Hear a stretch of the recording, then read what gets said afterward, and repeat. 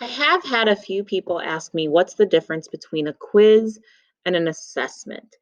So I'm going to show you that now. Again, I am in my resources tab. I build everything in my resources tab simply because it means I can edit and change it and it will save it from year to year. The nice thing then is that when I am ready to put it into a course, I can hit that add to course button and just copy it right into whatever course I want. So let's say I'm going to add an assessment today. Now, with assessments, the biggest difference between an assessment and a quiz is going to be how this looks to you. Assessments have a slightly more fully featured, just basically more options for questions, depending on how you want to do this. So you can give your instructions here, and then there are settings. So if you want a time limit, if you want the questions in a random order, if you want to show the possible points for each one. So then here are some other things in the assessment option that do not show up if you're doing a quiz. So this will still be graded by Schoology unless you have students typing in an answer. But this allows students they can flag a question for review. So like, hey, I'm not sure what the answer is to this. I want to come back. You can have them eliminate answer choices. If we're teaching them the testing strategy of eliminating choices they know are wrong.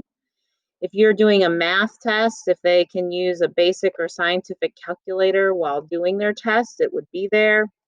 If you want them to be able to use a ruler, a protractor, so if you're teaching math, text-to-speech toolbar with screen masking. This is great. So if you are having students that you want them to respond in a way in which they have to give an answer, you could have them excuse the phone ringing. You could have them speak their answer there, or that they can use that read write app if you want that. If you want them to be able to highlight text, use a notepad to take notes.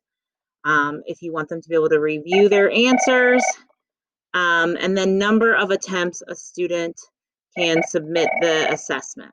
So once you've done this, you would save that, and then you go to add questions. And if you notice here, there are several different options.